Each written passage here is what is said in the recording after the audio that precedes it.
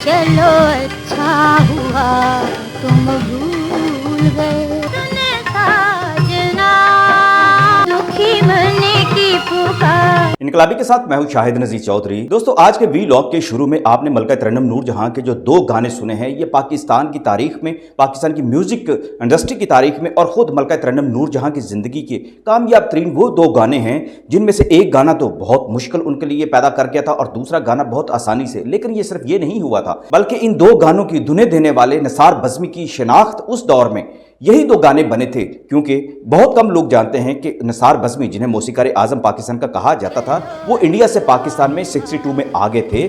India में जब तक थे तो 40 के करीब उन्होंने कामयाब तरीन फिल्मों की मौसीकी दी, तो बड़े बड़े गुलकारों ने वहाँ उनके गाने गाए थे। लेकिन जब वो पाकिस्तान में आ गए तो पाकिस्तान में उनके लिए बहुत बड़ा चैलेंज था। 62 में आने के बाद उनके सामने बहुत सारे ऐसे मौसीकार थे जो उनके सामने दीवार बनाकर भी खड़े थे। लिहाजा उन्हें ऐसा म्यूजिक देना था और अपने उस्तादी का फन भी दिखाना था।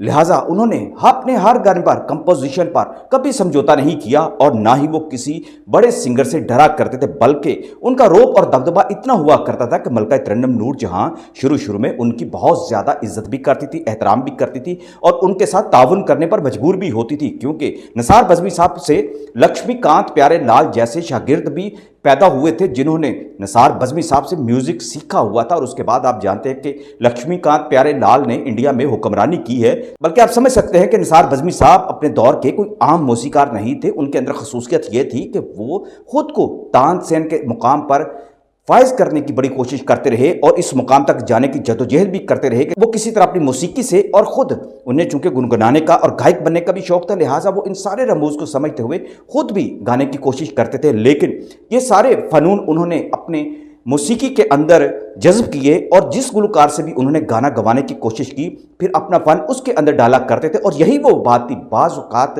मलका तरन्नुम नूरजहां के लिए आजमाइश भी बन जाती थी। मलका तरन्नुम नूरजहां के क्लासिकल गाने और कामयाब तरीन गानों के पीछे भी निसार बज़्मी साहब की धुनों का कमाल रहा है। जैसा कि ये दो गाने जो आपने सुने हैं, इनमें से एक गाना ओ सुनो साजना, ये ऐसा गाना है जो निसार बज़्मी साहब जिसके बारे में बताया करते थे, बल्कि उन्होंने फैज़ अहमद फैज़ की बेटी मुनीज़ा हाशमी को एक इंटरव्यू देते हुए कहा था और एतराफ़ किया था कि ये वो गाना है लाखों में एक फिल्म का, जिसकी मौसीकी देने के लिए उन्हें कई दिन लग गए।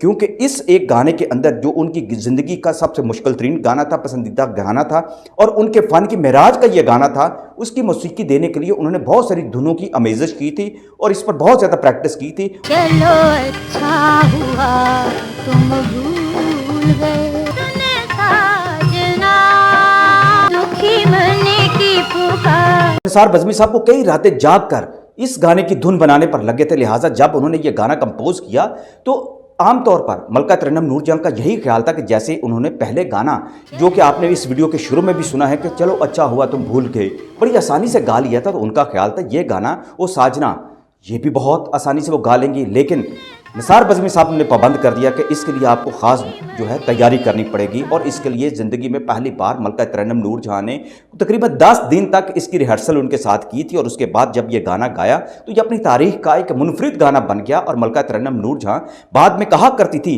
कि निसार बज़्मी साहब पर मुझे पहले रंज होता था कि ये मुझे इतना ज़्यादा क्यों रगेदते हैं और मुझे बार बार क्यों मजबूर करते हैं कि मैं इसकी इतनी रिहर्सल करूं। मलका तरन्नुम नूरजहां किसी जोम में या तकब्बर में मुब्तला नहीं हुआ करती थी, लेकिन ये अल्लाह की उनको देन थी कि उनको कमांड बहुत ज़्यादा थी। लेकिन जो मौसीकार मुख्तलिफ धुनों की आमेज़श के बाद कोई गाना तख्लीक किया करते थे, वो मलका तरन्नुम नूरजहां के लिए एक चैलेंज भी बन जाया करता था, एक थोड़ी सी मुश्किल भी उनके लिए पैदा हुआ करती थी। लेकिन इसके बाद जब वो गाना गा लेती थी तो ये ट्रेंड बन जाता था कि दूसरे गुलकार भी वही गाना गा सकते थे। जैसा कि बाद में मलका तरन्नुम नूरजहां का ये गाया हुआ गाना कई और गुलकारों ने भी अपनी महफिलों में गाया, लेकिन मलका तरन्नुम नूर जैसी आवाज़ और धुन और कमाल के साथ कोई ऐसा गाना नहीं गाया जा सका था। मलका तरन्नुम नूरजहां खुद मोइन अख्तर के एक प्रोग्राम में ये कह चुकी हैं कि उनके लिए यह गाना हकीकतन बड़ा मुश्किल हो गया था और वो इस गाने से दस्तबरदार होना नहीं चाहती थी। बल्कि उस दौर में ये बात भी फिर सुनी गई, ख़ास तौर पर जब हदायतकार से निसार बज़्मी साहब ने यह कहा कि मैं ये गाना रूना लैला से क्यों ना गवा लूँ। तो उस फिल्म के चूँकि उस फिल्म के जो हदायतकार थे और फिल्म साज थे वो रज़ा मीर साहब थे। रज़ा मीर जो पाकिस्तान की फिल्मों का एक असासा थे, आसिफ रज़ा मीर के वालिद और अहद मीर के दादा। रज़ा मीर साहब ने चूंकि ये फिल्म बड़ी मेहनत से लिखवाई थी और इसकी कहानी चूंकि बहुत ज़्यादा यूनिक भी थी, मुनफरिद भी थी और इसका सब्जेक्ट ये था कि एक हिंदू लड़की जो कि शमीम आरा के रूप में इजाज़ के साथ मोहब्बत करती है। इजाज़ एक मुसलमान होते हैं, इन दोनों के दरमियान मोहब्बत और शादी की जो बात कहानी चलाई जाती है, इस हवाले से लाखों में एक जो फिल्म थी वो पाकिस्तान की फिल्मों में नंबर 1 फिल्मों में और हमेशा के लिए एक तारीख साज फिल्म का दर्जा हासिल कर गई थी। लिहाजा इसमें कंप्रोमाइज़ करना बहुत मुश्किल था। रज़ा मीर साहब को खुद रूना लैला की आवाज़ पसंद थी, लेकिन वो ये समझते थे कि इस मरहले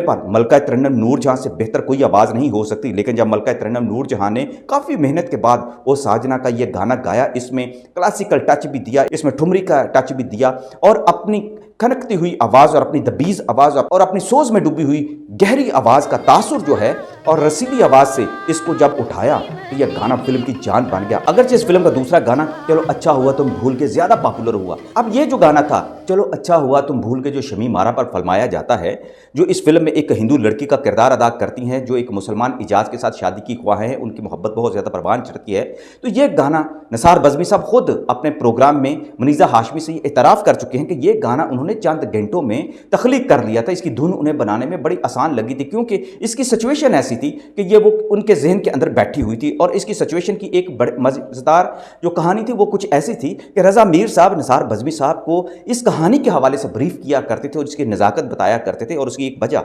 मैं आपको ख़ास तौर पर यह बता दूं कि रज़ा मीर साहब ने एक शादी एक हिंदू अदाकारा से भी की थी, मुसलमान बनाकर। वो अदाकारा जो थी तो मुसलमान, लेकिन उन्होंने अपनी एक तीसरी शादी एक बहुत बड़े रूप के शोरी से की थी, जो उस वक्त पाकिस्तानी फिल्मों के बहुत बड़े हदायतकार थे, बड़े मशहूर वो शख्सियत थे। उनके साथ अपनी मकबूलियत को कायम रखने के लिए मीना शोरी ने उनसे शादी कर ली थी। मीना शोरी पाकिस्तान की बहुत पॉपुलर अदाकारा रही हैं, लेकिन बाद में उन्होंने मुसलमान होकर रज़ा मीर साहब से शादी कर दी, लेकिन फिर उनकी तलाक हो गई। लेकिन उसके बाद उन्होंने 5वीं शादी अदाकार असद बुखारी से कर दी थी। अब रज़ा मीर साहब को इस कहानी की नज़ाकत का एहसास था और वो निसार बज़मी साहब को इस कहानी की जो सिचुएशन थी, जो गाने के अंदर डेवलप होती, वो सुनाया करते थे।